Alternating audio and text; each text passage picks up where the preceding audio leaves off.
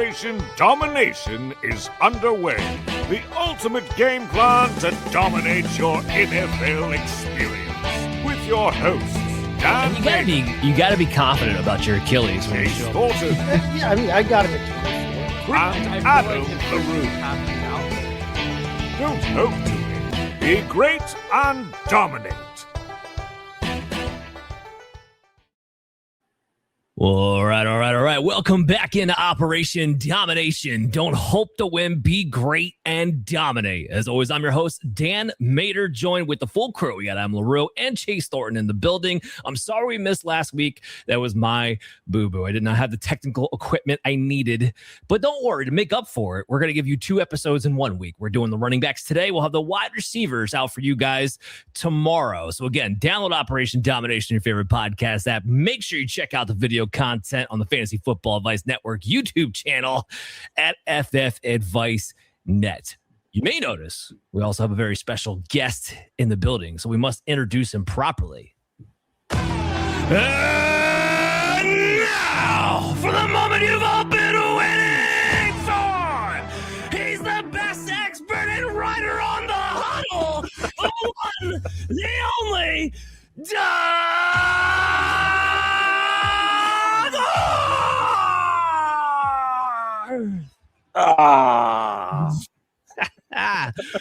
What is going on, man? I guess I should say, for the people who don't know by now, but you should, because you should be following the huddle. But Doug's my boss, so watch out. Yeah, no swearing, no hot takes, no anything. Let's continue. Only be smart all the time. No, after getting on the podcast with your, I always want to call her your wife, but no, I get it. With Carla there back in October, I think I passed the test back then, so I think we'll be able to survive through this. Speaking of surviving through this, we got the running back episode here today, and we're going to talk about a few players that we think you'll be paying the most attention to. Like the quarterback episode, I do want to kind of have a general discussion on the types of running backs that actually hit from a fantasy perspective, especially, we're talking Dynasty right now. And as you guys know, I love to dive into my data. I have my models all set up to kind of tell me exactly where these trends go and what exactly we need to look out for, just to give us a baseline idea. There's always going to be outliers. There's always going to be guys who break the model system, but there's always that baseline for you to go back on.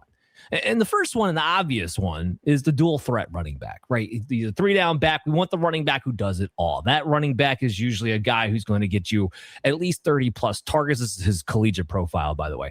At least 30 plus targets in his final year before he goes into the pros. 1.4 yards per route run. You're looking for a 5.8 yards per attempt. You want at least a 90 plus elusive rating. And the most important thing is that you want at least 3.6 yards after contact per attempt. Those are the big things that we look for. There's other variables too. Positive examples, they should stick out to you right away. We're talking like Jahmyr Gibbs. We're talking Saquon Barkley. We're talking Bijan Robinson. All guys that should hit you right there in the face. That's the obvious one. I want to get out of the obvious one. I want to jump right into the grinder one to have a conversation here. Grinder and receiving.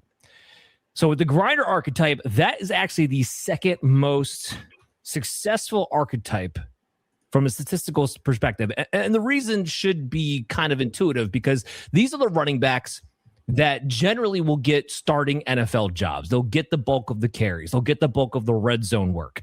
And as a result, while they might not be the most pass happy type of running backs, they can still give you a lot of fantasy production. But you don't want them to be a zero at the running back position. So what are you looking for with a grinder downhill guy? You're looking for 200 plus attempts. You want him to be over 5.6 yards per attempt, over 3.5 yards per contact per attempt. And you also want him to be somebody who's getting you about 20 plus targets in their final collegiate year. Think Jonathan Taylor. He had 37 targets, not a complete zero, but we do know he's a grinder back. Think David Montgomery. He had 25 targets in his final year of college, a grinder type back. Think Najee Harris, who had 53 targets coming into his pro, but also a grinder type back. These guys are still very productive. Now, the smallest tier is actually the receiving type tier. And I want to give the examples first in the receiving type tier, because everyone thinks like, okay, well, PPR, third down scat back, Darren Sproles. But the guys who really hit big, because you can still hit big within this tier, but there's something they add to it. And if you can kind of tell by what I put out here with the example. So Alvin Kamara is a positive example. James Cook would be another positive example. The thing that those guys had in common was crazy efficiency in yards per attempt and crazy efficiency in yards after contact. Alvin Kamara was 3.78 and James Cook was 3.91. So you can be a receiving back and still hit big for fantasy-wise, or I should say a receiving leaning back and still hit big fantasy-wise if you have these big, gaudy efficiency numbers between the tackles. So I lay that all out there for you guys. And Doug, I want to start with you, obviously, because you're the guest here. Besides the dual threat, what kind of archetype are you looking for when you're looking to draft some of these running backs, using it maybe as a tiebreaker? Yeah, over the years, or I say in recent years, I've thought more about archetype when it comes to fantasy, so not so much in terms of reality, right?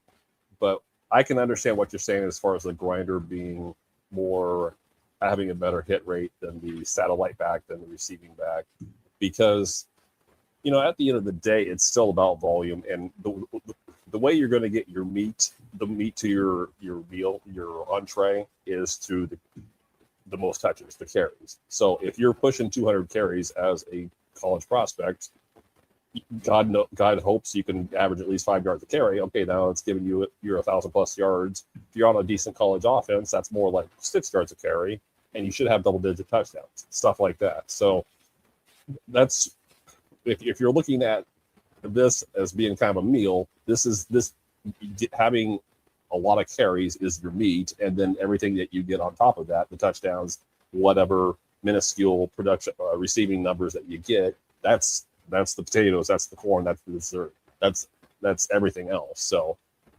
does not surprise me. Having had you explain what the 3 types are, it makes sense to me that I would go for the grinder more than I would the satellite back. Yeah, volume is key, especially when it comes to the running back position. Adam, Chase, do you guys agree, disagree? Do you look for anything else? What do you got? I'm just trying to avoid guys who don't catch the ball and aren't used in the red zone. Like, functionally, it's less about selecting a certain type for me personally than it is I kind of dug to your point. Like, I'm looking for guys in college who are successful in the red zone, and I'm looking for guys, kind of Dan, to your point, who are getting targeted in college. Those are my two. Like, if you're adequate as a receiver, if you're someone who I expect to play in the red zone, like look at Kaytron, for example, right? He had the low draft capital, but he was someone who was really good in the red zone.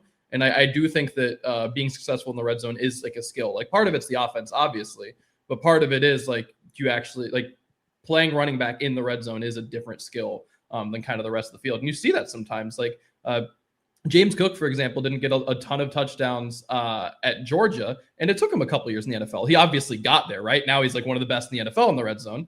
But year 1 and year 2, he had 4 combined. Like, it was a development thing for him. So I definitely think that's part of it. So yeah, those are my two. I need you to catch the ball, and I need you to get touchdowns. Yeah, it doesn't hurt when you have Josh Allen to help out that red zone situation there either. How about you, Chase? What do you got?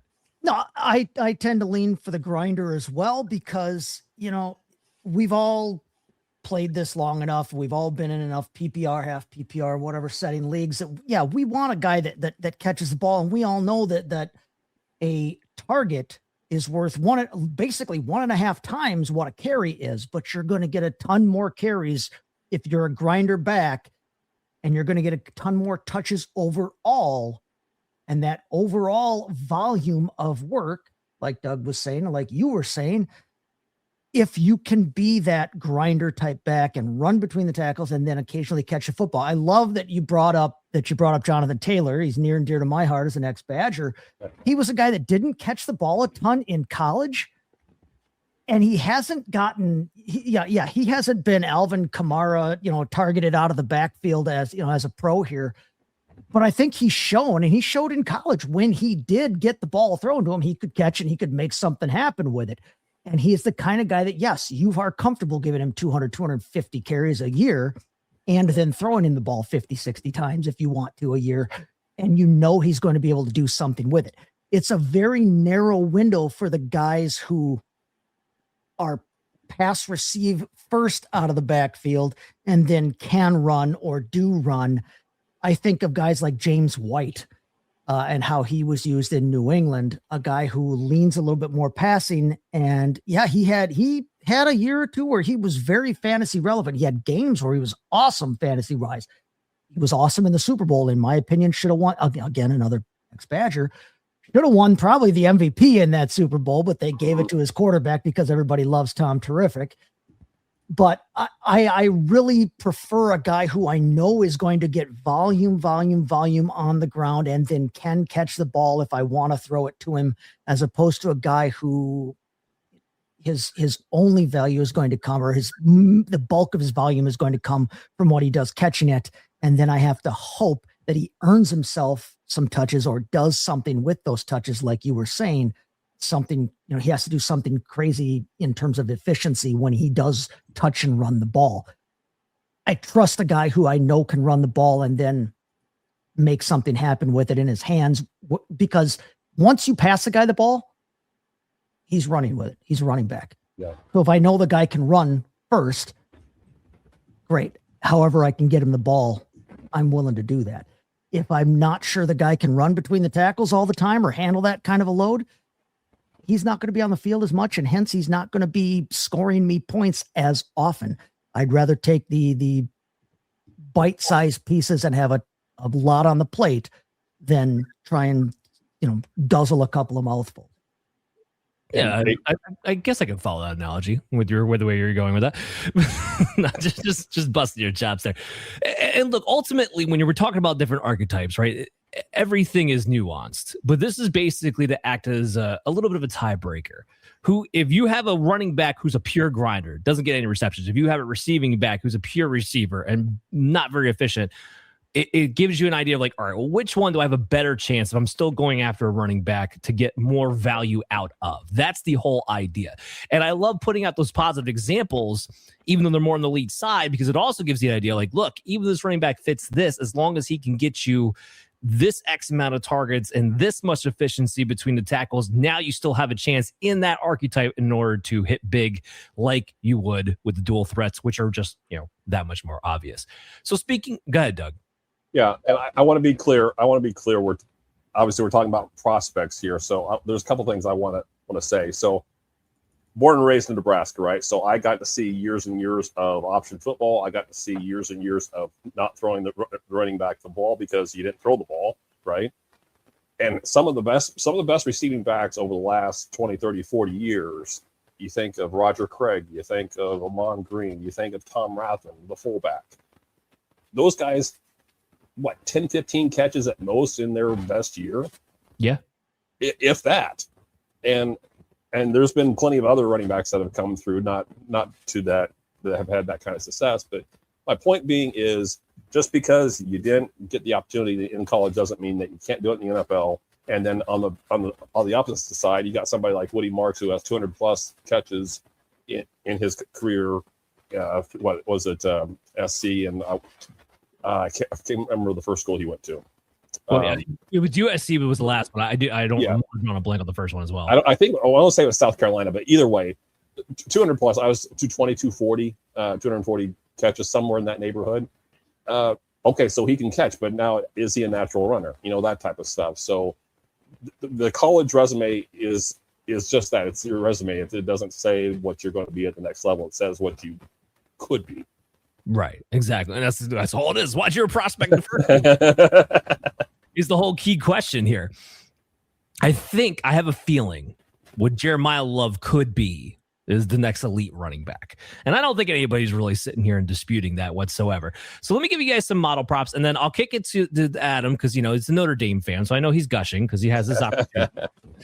But Jeremiyah Love, I want to put this in perspective for you guys. It's not just that he is hands down the top running back because of what he can do. He is hands down the number one prospect because he has such a high floor. In the model alone, he has a 60% probability of being an elite RB1. Not just an RB1, an elite RB1. No prospect in this draft class has a higher probability rate to be elite at their position than Jeremiyah Love does. and I know we've talked about this before, we brought it up in the quarterback episode, Jeremiyah Love should be your 101. And Kirk Cousins signing with the Raiders might have just solidified that even more if you were thinking about with Fernando Mendoza anyway. But in case there's any debate, he should be the 101. Adam, I'll kick it to you because, this is your boy. Yeah. No, I totally agree. Like he's great. He, to me, I slot him above Genty, behind Bijan, behind like Saquon, behind Zeke. But like of the guys in my time of doing this and like projecting these guys for Dynasty, like those are the names he's behind. So like kind of starting with Zeke and working backwards, like it's just a couple dudes.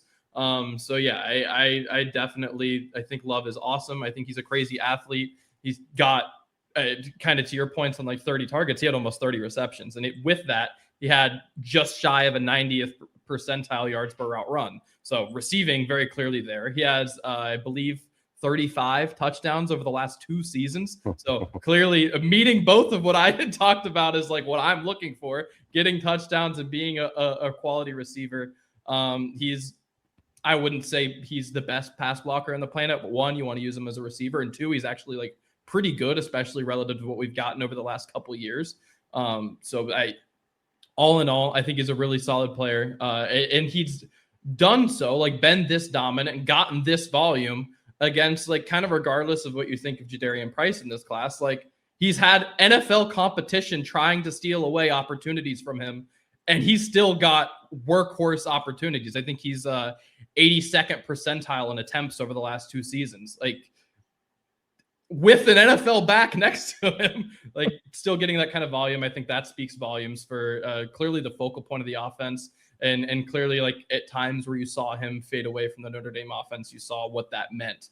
You can't say enough about Love. I think he's very clearly an RB1, very clearly the 101, unless you're at super flex, like 6-point pass touchdowns, then maybe I guess you would have a conversation. But even then, like you were talking about with Kirk, I don't know. I don't know how you do it. But yeah, I think Love's the guy.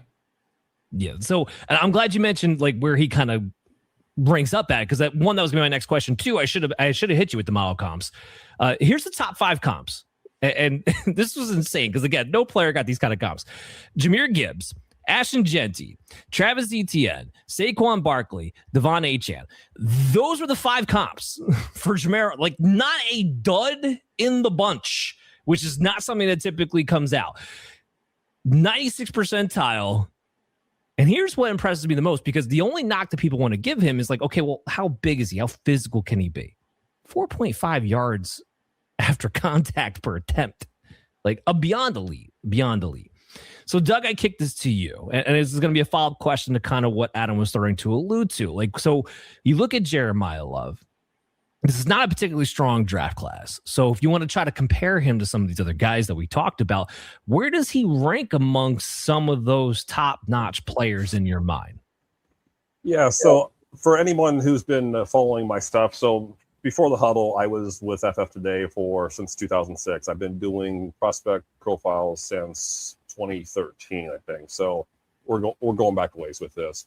Anyway, I have a film grade and a prospect grade for every player that I watch. My film grade, which is basically watching the film, grading him off of 7 or 8 different traits.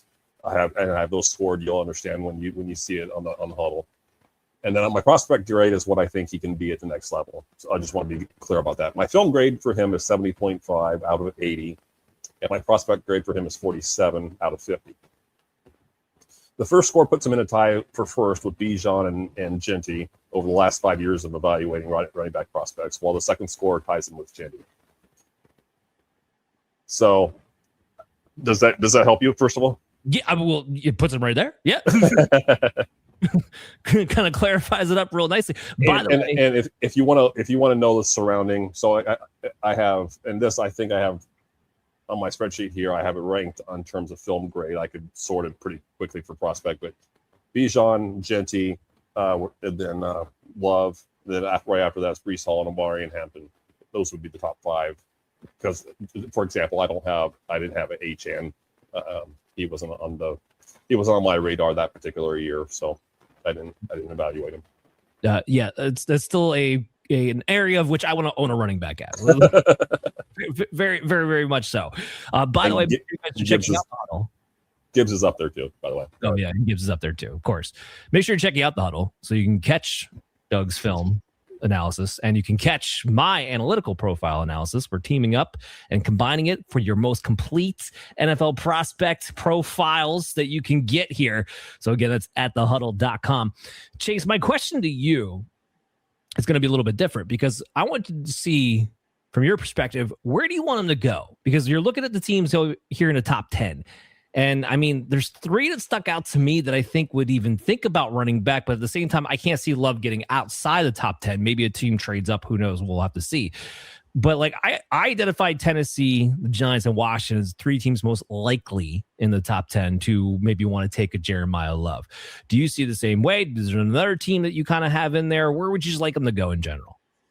No, I do see it the same way. Actually, yeah, Tennessee was one place that I've really got my eye on for him based on the idea that, I mean, they think they got their guy last year at quarterback, which you would hope when they got the number 1 overall guy, but they really could use, I mean, they need a lot of help. They're not a great team. They have not been a great team and they've got a lot of holes to fill, but a young running back to pair with Cam Ward could take a lot of pressure off him and could really help that offense, I think, as they, try to move forward in the Cam Ward era. It's going to hurt a little bit. They lost, losing Cushenberry on that offensive line and losing Zeitler. In theory, that makes them a little weaker than last season on the offensive line. And they were not a great offensive line to begin with, but like I said, having a running back of that caliber who can make things happen, who can be used on all 3 downs, who can do everything you need out of that backfield, and being young like that, I think, would do wonders for bringing that offense up to par with the rest of the league, which is somewhere that we have not seen a Tennessee offense in quite some time, to be dead honest with everybody there. I think that works great. I would love, you've got Tony Pollard there, who's 28. And yes, they've got Tajay Spears, who's young, but Tajay Spears has not necessarily shown that he can be that every down guy. He's better as a complimentary guy. I think that Love can be that every down guy and allow Tajay Spears to be that complimentary back. More so than what they're getting right now out of Pollard. And Pollard didn't have a bad year last year necessarily, but I just think that Love could do so much better with that offense. I like the idea of him going to Washington, if only to clear up the complete and total, swamp morass that is the Washington backfield right now with the 37 guys they have there. If you have 37 running backs, you really don't have one, to paraphrase our, old quarterback adage. So I wouldn't mind seeing that. And he would be running behind, in my opinion, a much better offensive line, and pairing him with Jaden Daniels could be really fun, really quick, especially, in that offense there. New York, you bring up the Giants, and yeah, you know what? Honestly, yeah, because they've got Scadaboo, and Scadaboo looked pretty good for how they used him last year, but that's an offense in transition. They got rid of Daboll. It's a whole new ball game there, a whole new show. They've got the young quarterback too in Jackson Dart, and they don't, Tyrone Tracy. Okay. You got Tyrone Tracy. Okay. You've got Scadaboo. Okay. You've got Singletary. Again, you don't have a single guy who can be the guy. I like Scadaboo's hard-nosed, play style, but he's coming off an injury. He's a young guy. I don't think he's a complete all-around back. Devin Singletary, if he sticks around there, he's a guy that I think gets underrated in terms of what he actually brings to a real life football team, but nobody in fantasy is falling over themselves to draft him or use him as a handcuff. And Tyrone Tracy, there's just nothing special about. He was usable in fantasy when it was his job. It's no longer his job, whether they take Love or not. So again, that's another place I think he would be very helpful to the team on the field. Fantasy wise, probably helps us all out most if he goes to Washington, but I'm not necessarily sure he goes there. I think Tennessee looks really good right now, even though they've got a lot of other holes. That may be tough to pass up if he's there when they're on the board. Well, they need a playmaker. Like, I'm sorry, Wan'Dale Robinson at 4 years, $70 million is not really the playmaker that's going to take you. You don't believe in Gunnar Helm? Oh God! Don't even get me started. I mean, Chig's a lot better for prospect, but anyway, I digress. Chig's in Washington now, though. Yeah. Oh, that's right, Chad. Let's not forget Calvin Ridley. You know what? No, Daniel No, let's forget. It's time to forget Calvin Ridley. It's time for everyone. Daniel Bellinger. That's what I was trying to think of. There you go. Gotcha. Yes. Can't forget about Daniel Bellinger. Psych. Yeah, that's what we're looking at with Tennessee right now. Absolutely disgusting. They need a playmaker in the biggest way. Would they probably benefit from trading back? I think them and the Giants both would, but I don't know who exactly is going to trade up. Because the NFL draft is kind of similar to the fantasy draft in the sense of there's a few elite prospects you want to get your hands on, but once you start to get to that 4, 5, 6 round territory, it kind of becomes a preference pick. And I don't know who's going to move up in that situation. Let's talk a little tier 2 because Jeremiyah Love, he's fantastic. We're all going to want him no matter where he goes. So let's talk a little tier 2 because this is where it gets interesting because we go to a class that a lot of people do not believe in. But I'm going to tell you right now, somebody else besides Jeremiyah Love is going to hit out of this draft class. It's just usually how it works. Just somebody. 2 usually hit. Even in a bad class, you usually get 2 decent running backs out of somewhere. So we're going to take a look at these, and most of us have pretty much the same tier 2 names with maybe 1 or 2 differentials. The one that I don't have, that everybody else on this panel has, is Jonah Coleman. Now, look, he missed by like this much to my Emmett Johnson, but he is not in my tier 2. Okay, so I'll start with Doug. Why is Jonah Coleman in the tier 2 of your group? Okay, well, the homework assignment said that we could get up to 3, and I wanted to get a 3rd in there, so that's why. Blame the guy who made the outline. Yeah, I gotcha. Let's be honest. So I have the other 2 players I have in tier 2 are, I wouldn't say considerably higher, but higher than I have Jonah Coleman. Something else I do in my profiles, and starting this year, I decided to go from high end and low end comps to profiles similar to basically who he tested like, his height, weight, speed, that kind of stuff, and then who he plays similar to. So for Jonah Coleman, this should give you an idea of why I think he's borderline tier 2, high end tier 3. I think he profiles similar to James Robinson, but he plays similar to CJ Anderson. So if you love CJ Anderson in Denver, well, then you're going to wonder why he's not higher than tier 2, but that's neither here nor there. CJ Anderson was in Denver. That was part of it. He was a Denver running back. Yeah. You mean you don't remember the Rams? You don't remember the Rams? That 5 minutes, yeah. So I'm probably gonna go on for a while. If you need to tell me to slow my roll, please do. But running backs who fail to meet the desired height, weight, speed requirements for the position usually need to be very sound fundamentally, just about everywhere else to get a look in the NFL. Since they are less athletically talented than the elite prospects, they have to do virtually everything else well to survive. And I think that's kind of the case with Coleman, who is going to be a coach's pet right away. He had 1 career drop and 1 career fumble. Given how much work he had at, I believe it was Arizona first and then Washington, just the fact that you value the ball is pretty impressive. It's also obvious he knows where to be in pass pro. I'm not saying he does everything great in pass pro, but he knows what his assignment is. So I think there's something to work with there. He also seems to understand run plays beyond how they're drawn up, which is to say he's patient and doesn't make his job harder than it already is. On the other hand, part of his current secret sauce is how he's built. He's got that 5'9", 220-pound frame, right? And that frame usually doesn't allow for breakaway speed, and he does not have breakaway speed. He's probably not going to get much more elusive, but those things aren't necessarily deal breakers. The thing that I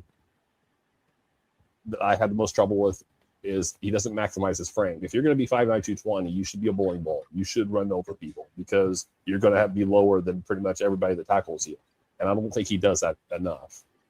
He doesn't move the pile enough, I don't think. So I'm going to say that last part, if he can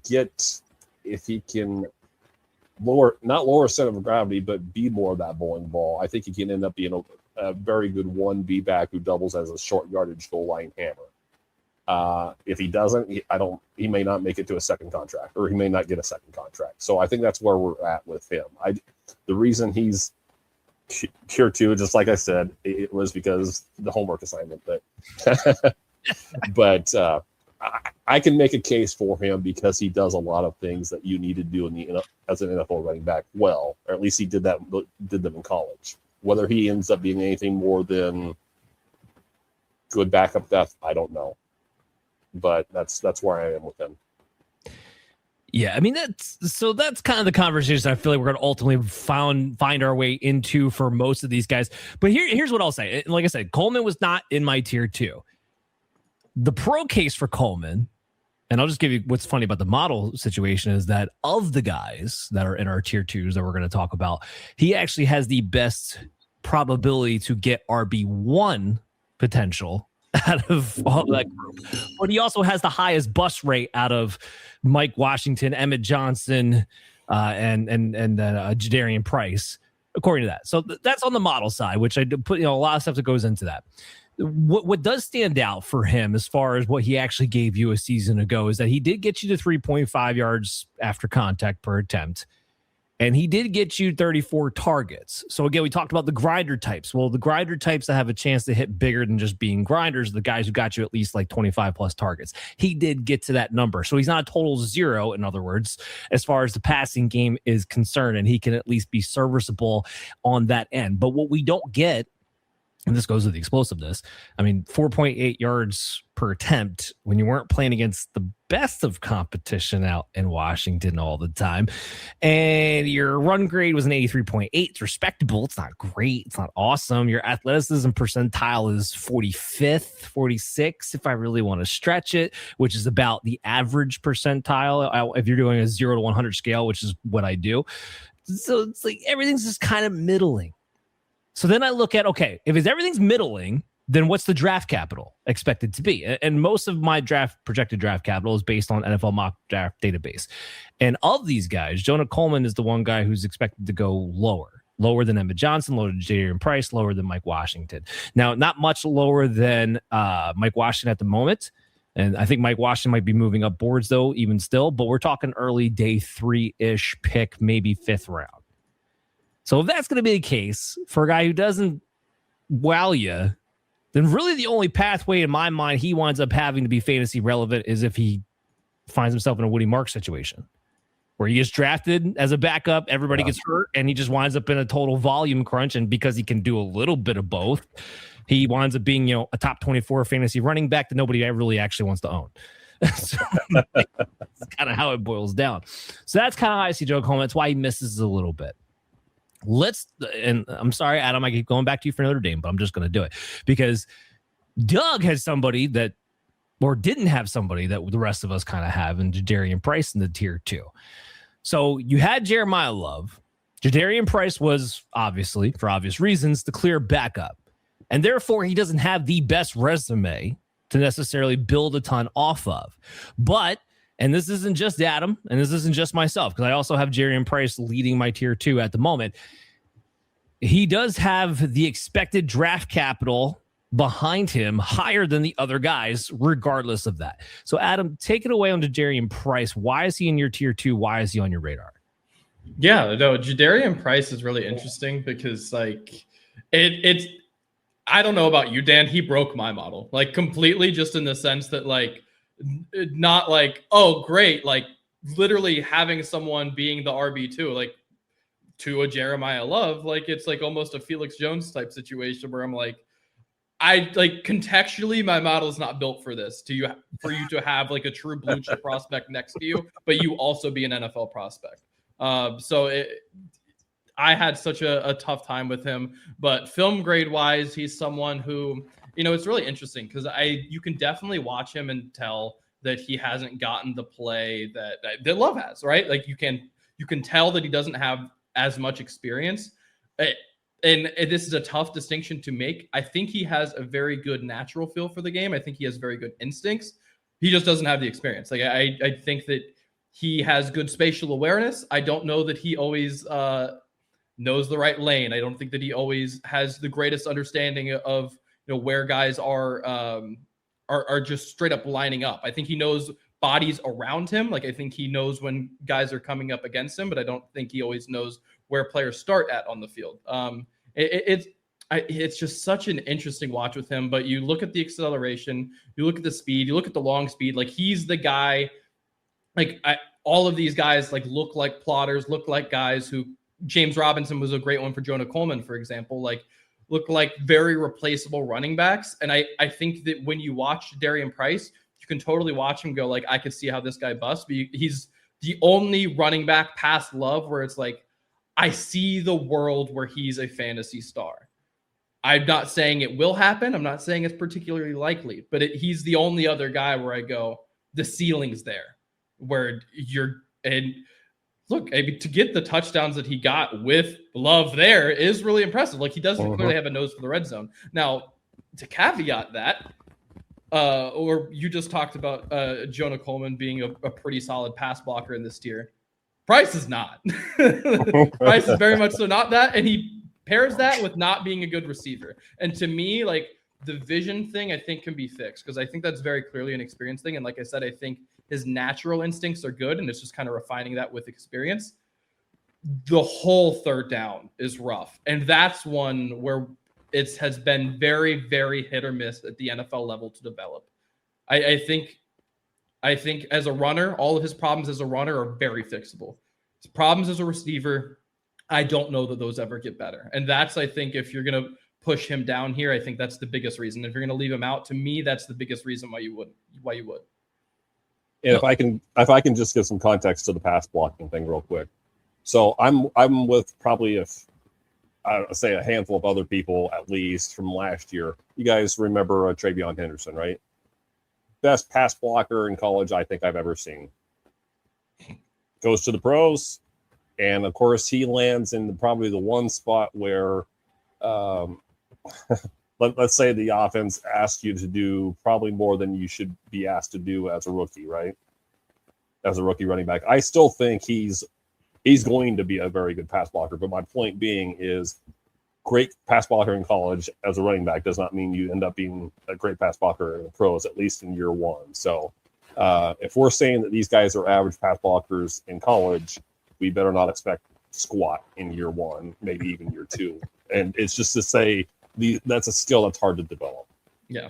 So if it's already problematic at a college level, right, it's really hard for me to believe that it's going to be NFL quality at any point. Yes. He has the frame to do it, maybe. Like it's possible for sure, but like you said, it's tough to develop. Well, it's something we talk about every single season because it's the biggest thing that will keep even top-notch running backs off the field until coaches trust them to be competent enough in that area to allow them to be on the field because they're not going to let their quarterbacks get killed. That's the number one priority. Yep. So if you're going to get the number one quarterback killed, then we're not going to let you on the field. I don't care how good you are. And Travion Henderson is the perfect example to that because, well, they trusted Ramondre Stevenson a heck of a lot more, is what kept Travion Henderson off the field. So there's a big reason for that.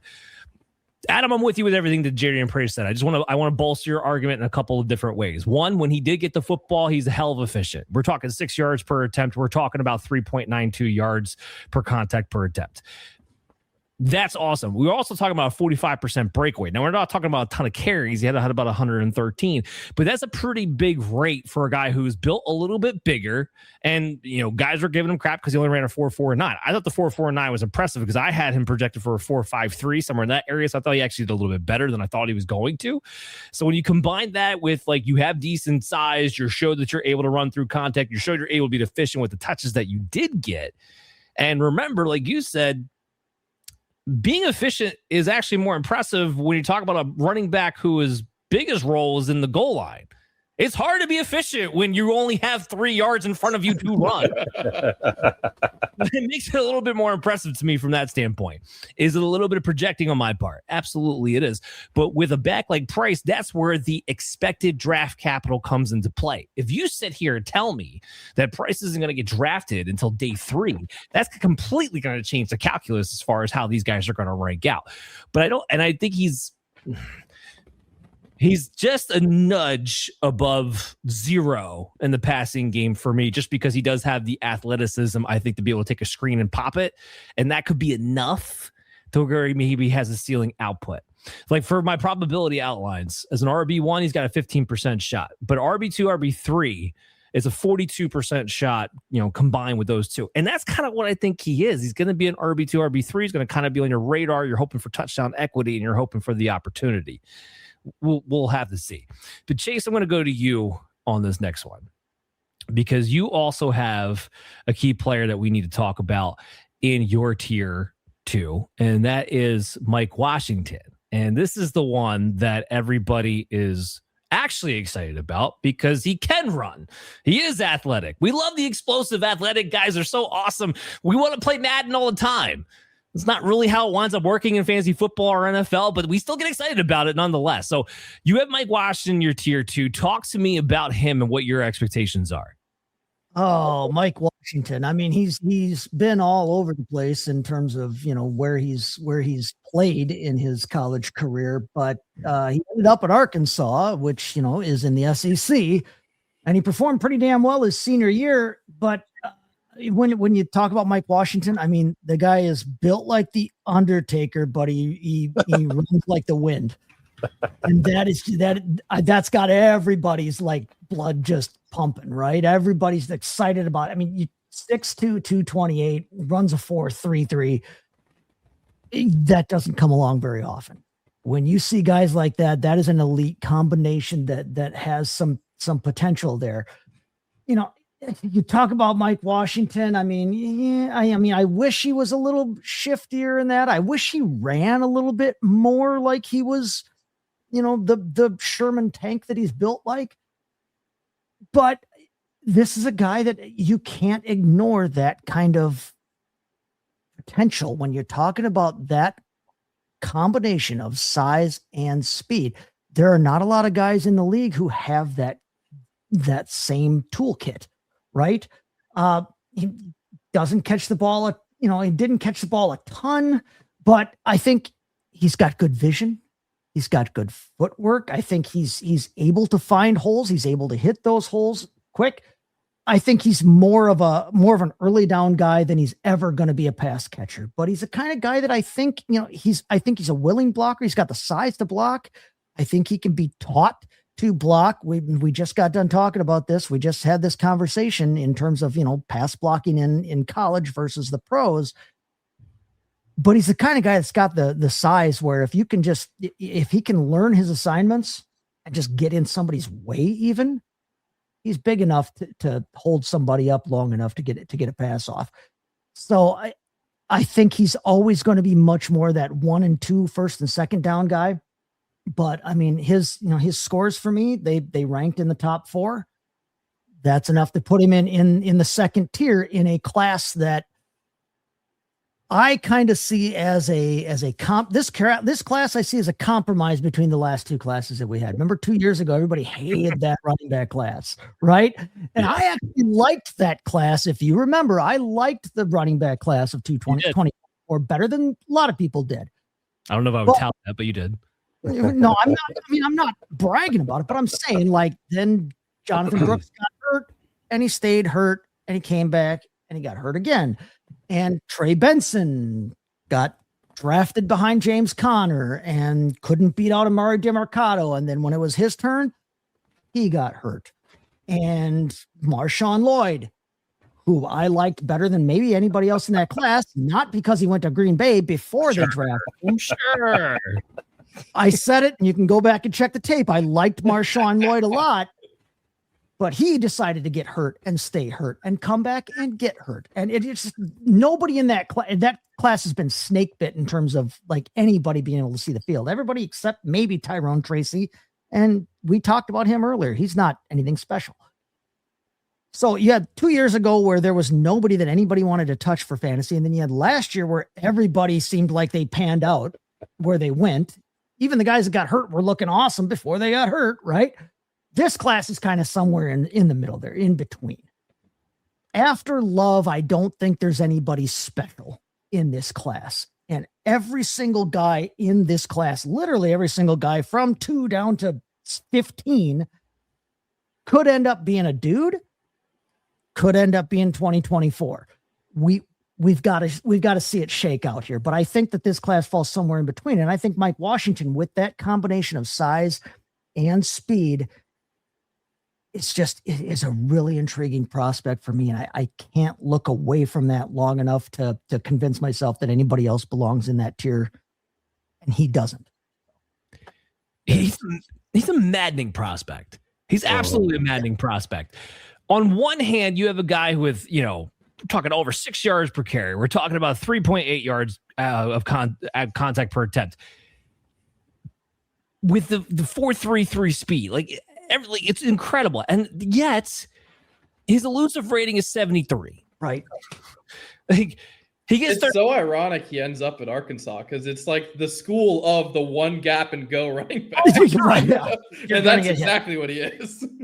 Well, and he gets 36 targets, so it's like, okay, so you're not just a grinder, you're not zero in the passing game, but he has literally the worst yards per route run at 0.98, not even one. And so you're looking at the other prospects, they're all over one. It's all over the board.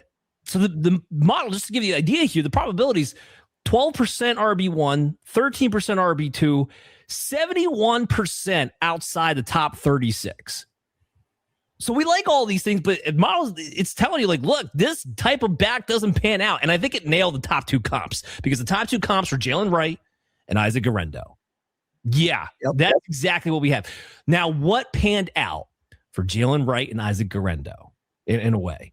They went to the one system that takes that running back and says, hey, there's a hole in the sea. Hit it as fast as you can and make something happen.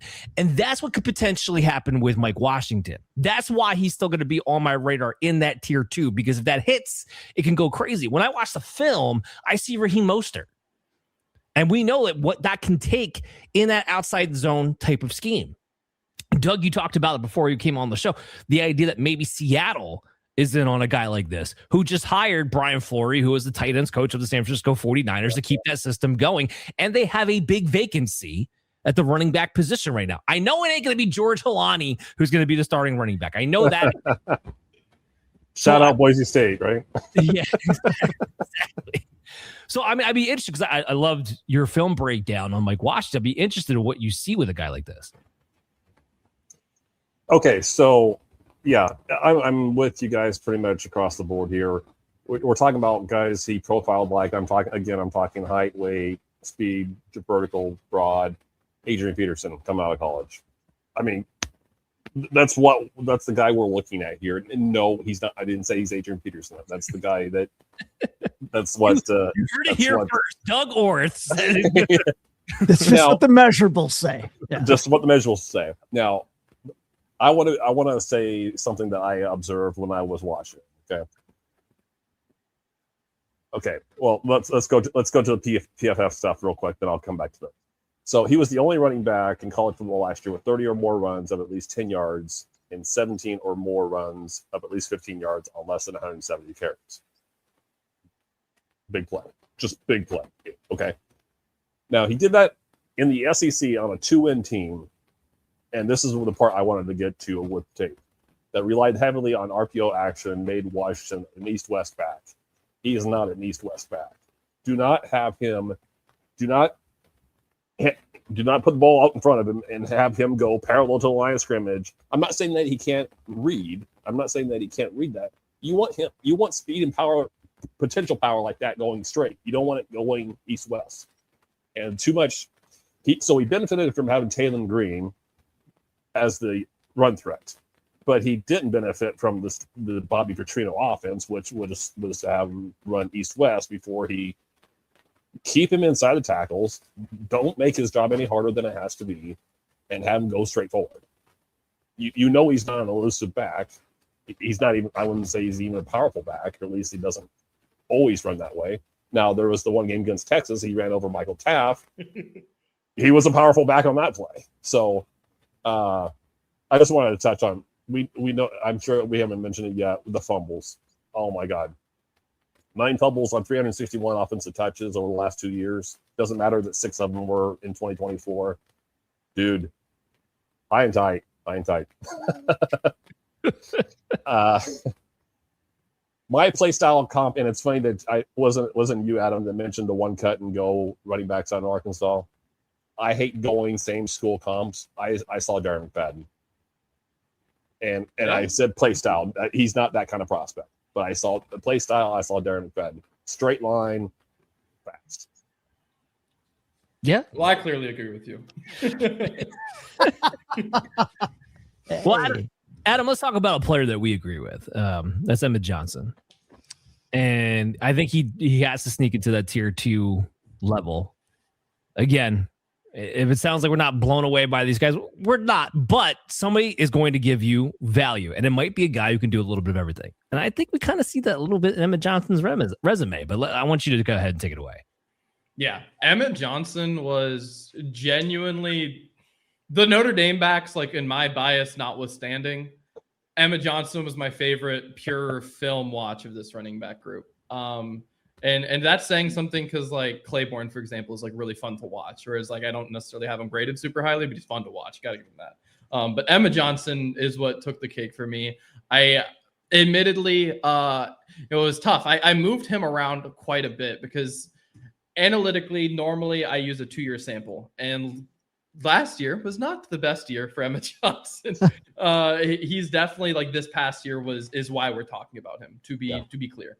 And I say that to say, I watched the tape, I went back, and I decided to use a 1-year sample for him, which is something that I very rarely do, but I decided fit for him because I couldn't stomach the grade that I was going to have to give him otherwise, because I love his vision. He's one of the few guys who I talked earlier about like spatial awareness. He's one of the few guys who I feel like knows not like his point of contact like at the line of scrimmage, but like knows who's going to be close at the second level while he's still behind the line of scrimmage. Like he feels his next move before he's past the line of scrimmage. Like I think he's a really smart running back.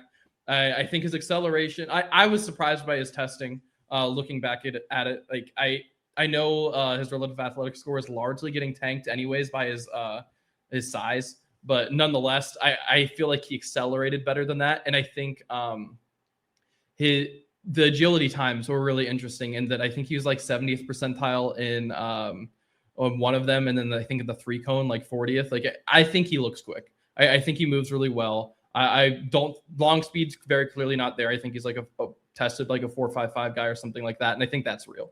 But I think he's quick. I think he accelerates really well. And I think the vision's great. I think he's a really smart running back. I think he is a natural receiver.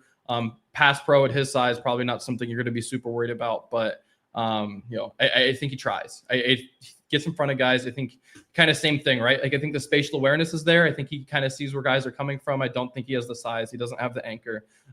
His hand usage could be a lot better, but nonetheless, I think he's someone that coaches are really going to love when he gets in a building because I think he's smart.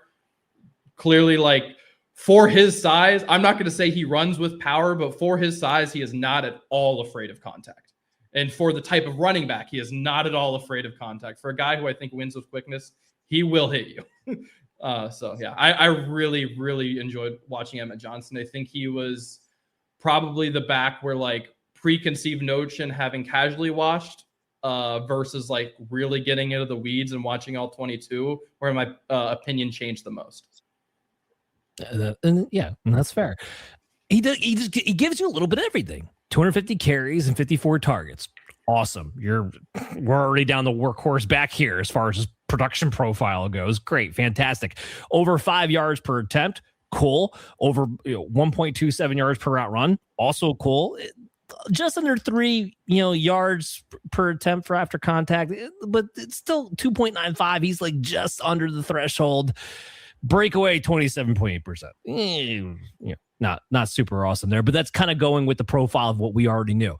What I can tell you is that he has the highest floor of these running backs that we're talking about in the probability buckets because he comes out 34% as an RB3, 19% as RB2, 17% as RB1, 30% basically outside the top 36. So basically the model's telling you like this guy's got a great chance to at least be flex worthy coming up in fantasy football because of who he comps to, because he does have a little bit of that everything. Here's his comps.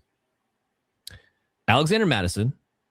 Okay. Flash in the pan. Cool. Tank Bigsby. Again, flash in the pan. J.K. Dobbins actually popped up a little bit in the production profile. I think that goes to his all-around production that you kind of got to see. And then you have Myles Gaskin and LaMichael Perrine. Those are the other two guys that popped up to make out his top 5 comps. It's going to come down to the draft capital. Right now, it's looking like a 3rd rounder if you go off of the NFL draft mock database. Okay, so a late day 2 pick who can do a little bit of everything in a class that's very, very weak in an NFL. It's looking for backup running backs everywhere. Last 2 years it hasn't been, weirdly, but usually the most injured position in the NFL. So there's real pathways here to look. And I'm just going into a Dynasty perspective here. If you can hit on a guy who's definitely not going to be anything more than a 2nd round rookie pick in your rookie drafts in Dynasty, if he can get Woody Marks level, I keep going back to that, but that's kind of like the best example we have right now as a recent where you are able to trade Woody Marks while he was going through the season, probably for a hell of a lot more than what you drafted him at. Emmett Johnson looks to me like he could be that kind of guy, where you're going to get more return for your investment if you're able to pull the trigger on a trade at the right time. And he has the capability of, even in year 1, being able to produce enough to put himself on that spotlight. I don't know. I mean, look, Doug, you say you're a Nebraska guy. No, yeah, Doug, we got to hear your take on a Nebraska dude. Come on. Yeah. Talk your dude up. Come on. Thanks. I was going to reference that if it comes back around to me. So again, Nebraska fan, I've probably watched every carry of Emmett Johnson's career. If I didn't, it was probably one of those games that wasn't televised maybe in his first year. I don't know. Nebraska being televised on the East Coast? I'm shocked. One of the things I thought when I moved out to Connecticut 20 years ago, I thought I was going to have to just, settle for 3 or 4 Nebraska games. I didn't think I was going to see them every week, and lo and behold, I get to see them every week. So get a Big Ten network. I do now, but when I moved back in 2006, I don't think that existed. Yeah, so. Now I think they're playing on. I know they're playing on Fox. They even got some CBS games. I think this past year. Anyway, okay.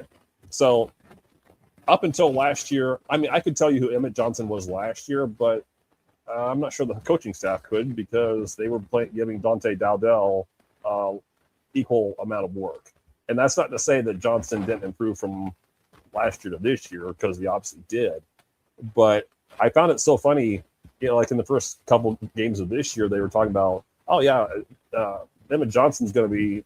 This is Coach Matt Rule saying, yeah, but this is Emmett Johnson's going to be our Christian McCaffrey. Where the hell was this last year? And in this, you go in. I'm sure if you listen to just about every telecast of the Nebraska games, they'll mention that at least once. He's our Christian McCaffrey. Okay, well, we kind of got to see that because that's the way he was used. And granted, Nebraska didn't have anything to back him up.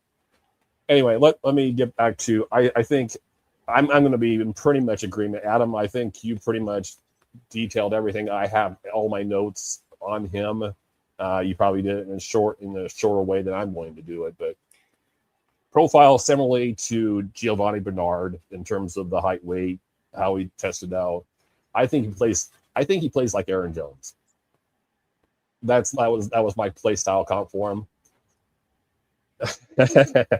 That's my 6-year-old's favorite player, and obviously I'm a Packer fan. He's now a Viking fan because he followed Aaron Jones across the river. So I'm going to have to tell him about Emmett Johnson now. So most of Johnson's measurables are lower than 50th percentile all time amongst running backs. Yet all he did was lead the Big Ten in rushing behind what PFF said was the 58th best run blocking line. Those two things usually don't happen together unless the running back creates his own luck. Now, something about Nebraska's run scheme that typically asks the running back to pick the correct hole as the play unfolds. It's not say you hit the A hole, you hit the B hole. I just went A hole on your pod. I'm sorry. That's okay. Part of the course here. But it's not so much pre-designed that you're going to go here. You go where it's almost like a feel thing. And it's amazing how often Emmett Johnson picked the right hole without it being predetermined. And that's a relatively rare thing for a college running back. And I think Adam said this too, he's a better inside runner and has more contact balance than players his size usually do. We're talking about 202, 203 pounds. Even better though, he finished his career with 92 catches and only 2 drops on 105 career targets. And sometimes those numbers lie to you. He is a very good pass catcher. And he was one, and I'll say this before I forget. I believe he had a wheel route. If you want to 2 games, if you want to watch Emmett, if you want to sum up Johnson in 2 games, watch from this year UCLA and Iowa. He had a wheel route against UCLA. That was the first time that I bought the Christian McCaffrey. We were using him like Christian McCaffrey because you could see it. Again, we're not anywhere close to the same prospect. Let's be clear about that. But in terms of usage, I got it. One of the knocks against Johnson is his speed. Now, he did test on his pro day. Apparently, he went mid 4.4 for whatever that's worth. I don't know what happened to him at the combine if he can chop a tenth of a second off his 40, but his game isn't speed. Regardless if he ran a 4.39 in his pro day, his game's not speed. So let's be clear about that. He's not overly explosive either. So a lot of his big runs in the NFL are probably going to be of the 15 and 20 yard variety, not 50 and 60. I won't say I disagree with the pass pro, but he wasn't used much in pass pro, and I didn't think he was particularly good at it when he was asked to do it. Again, is that because, hey, your job is to catch the ball, we're not going to ask you to block? And part of that is Dana Holgerson's offense too.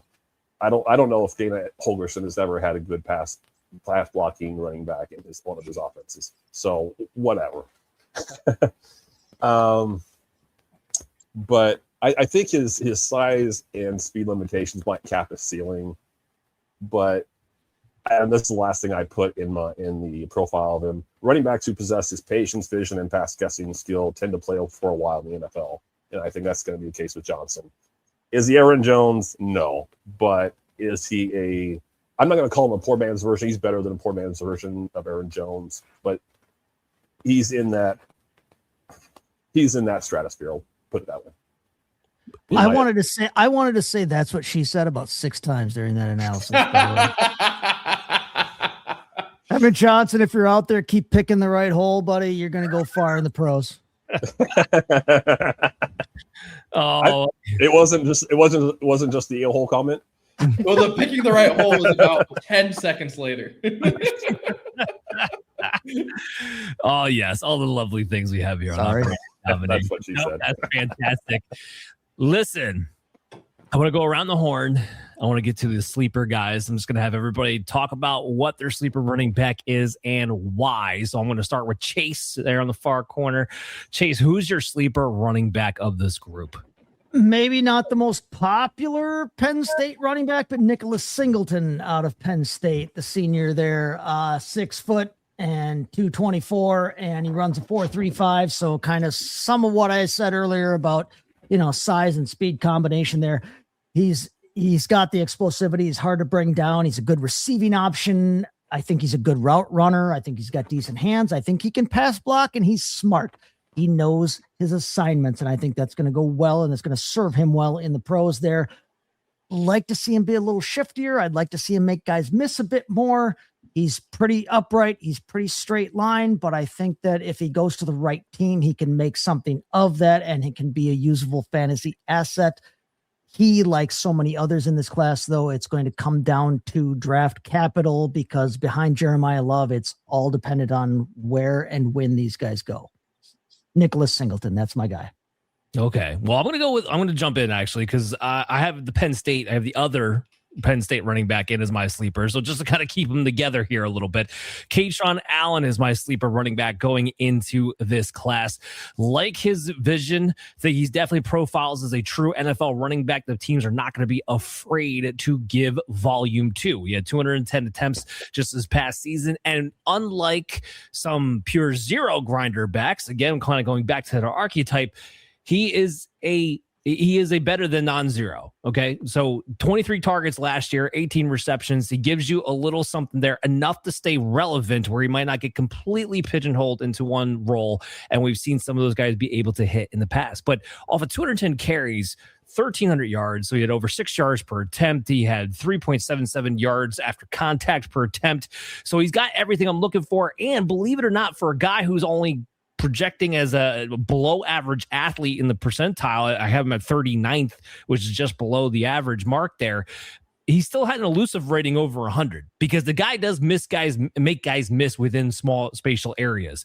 So Kaytron Allen, somebody who sticks out. His comps were Braylon Allen, Israel Bonaconda, Hassan Haskins, which I don't love so much, but he's right in that realm of you're probably going to be somewhere in that early day 3, maybe if you get lucky late day 2 draft capital, and that might give him enough with what he is able to bring to the table as a physical back to get on the field and at least be a high-end handcuff that I think you're going to want to have in Dynasty depending on his landing spot. So Kaytron Allen for me. Adam, what's your sleeper? So Kaytron Allen in like a vacuum is my answer. Just I want to throw that out there first. Good, I'm glad. But for the sake of not doubling up, for the sake of more content for you guys, I'm going to shout out Jamari Taylor. He's someone who is going to go at the back end of the draft. And I'm just going to preface this now. This is someone who contextually, when I'm talking about a sleeper, talking about Dynasty, taxi squad guy who if in your Dynasty league, like I know I'm in a couple where we draft 5 rounds, like 5th round pick kind of guy, someone who I'm keeping an eye on as a potential handcuff depending on landing spot. But in a weird way, I almost view him as a poor man's version of Emmett Johnson, where he's a smaller back who just does so many things right. I think he's really well rounded. He's at his size and with his lack of athleticism, I think he has like a 4.86 RAS. Like it's not great. What I think he does really well, one, I think his vision's pretty solid. He's also an older guy, by the way, so not athletic and older. So Jamari Taylor, 137 years old. Yes. Both of those things. And that is why he will go in the 7th, and that is why I will put nothing of value into him. He is tough. He has really good vision. And what I think he does really well that gives me like this outside shot where he can find some non-zero success, he paces himself so freaking well, where he can just kind of catch people off guard, like go a little slow and then pick up really well. For a guy that's not athletic, I think he just can kind of weirdly make people miss. It's one of those things where even on tape, he's not quick, but people just have a hard time tackling him. And it's not power. It's just this innate thing. He's a tough running back. I'm going to keep an eye out for him. He's one of those guys who I'm going to star on sleeper. Probably won't be drafting him, like I said, unless it's one of the leagues where I have 5 picks, but I enjoyed his tape. I think that he, especially from an NFL perspective, like if you look at like the mock draft database, for example, I think he's undervalued. All right. I like it. Best, but not least. Doug, what do you got? So this was one when I emailed Dan last night with my picks, I said I wasn't going to go off my 3 players that I already talked about, but somehow I convinced myself of going with Clemson's Adam Randall for this pick. I haven't watched him, so take what I say with a grain of salt for right now. I shouldn't say I haven't scouted him. I've watched him a little bit, and the reason I watched him was because I was watching Antonio Williams doing his scout, and it was so weird watching 2024 film and seeing Adam Randall lined up, somebody that size lined up as a receiver, because that's what he was. Yep. And looking at him being basically, you remember Big Mike Williams? That's what it kind of looked like. Yeah. We don't ever talk about Big Mike Williams anymore, but but that's kind of what it looked like. And then I happened to catch, I forget who they were playing, but when he made basically his transition to running back. Now, I don't know if that's the first time he's ever played running back, and I can understand that it probably caught the defense off guard to see him back there, but he looked pretty natural as a running back in his first game out as a running back. And then I guess at some point they decided during the not spring training, but spring workouts or whatever, to make him a running back full time. So I don't remember his height off the top of my head. I think he's 236, if memory serves. So what you have? He's 6'2". 6'2". I was gonna say 6'4". I didn't think he was 6'4", but he looked out of place as a receiver. I'm surprised he stuck as a receiver for as long as he did. I'm not, but he only sticks out there that long at Clemson if he has receiving skill. So to some degree, you're working with a bigger back or a bigger player who has documented receiving skill. Okay, so that means something. I'm not saying, usually for a 236-pound back, you would say, okay, that guy's probably going to be a pounder. You put him on the goal. Maybe he's your goal. Maybe he's your red zone / third down back. Okay, well, I'm not sure he runs that tough. But my point being is, you could make up a story in which that happens in the next couple of years.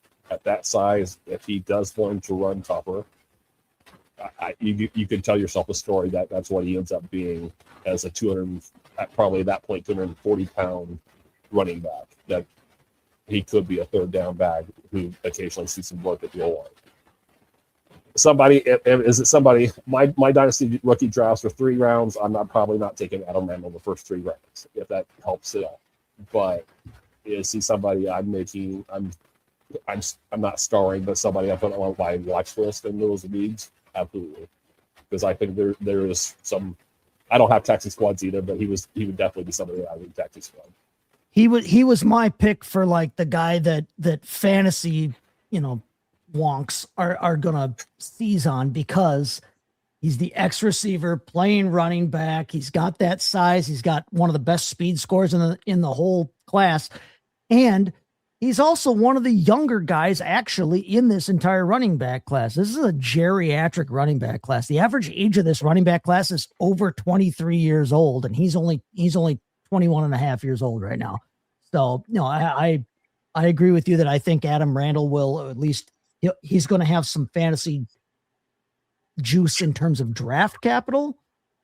We'll see how it translated. Again, depends on where he goes. But no, I agree with you there that, Adam Randall was one of my picks for like the guy that everybody seizes on and thinks is going to be a sleeper. Hey, he could be a Ramondre Stevenson. And size-wise, that's kind of where he kind of goes. And Ramondre was a better pass catcher than a lot of people expected him to be. And even though he had the resume to back it up coming out of college, whatever. But anyway, so I hope you guys enjoyed the show. Doug, I want to thank you so much for coming on. And I want you to tell everybody where they need to follow you at, what work you have coming up, and where they need to catch you at. Yeah, this will be the first pod I've done where I can just say one site. Everything that I do is at the Huddle now. Dan and I will continue doing our film and analytics profiles of this rookie class, probably at least 20 players, and then I'll do a few at the end. Maybe I'll touch on Adam Randall and maybe another quarterback or two and a handful of receivers type of thing. But it's going to be rookie profiles and some mock drafts over the next 2 weeks. And then after that, we'll be doing I would say there's more in the works that I can probably share in 20 or 30 seconds. But definitely as we move toward the summer, we'll do draft recaps. We'll do dynasty rankings. We'll do some best ball content. And I'll tell you one other thing I'm looking forward to doing in May and June is, how some of the guys at Underdog put out Hayden Wentz will do the charts. We'll do the charts on Twitter.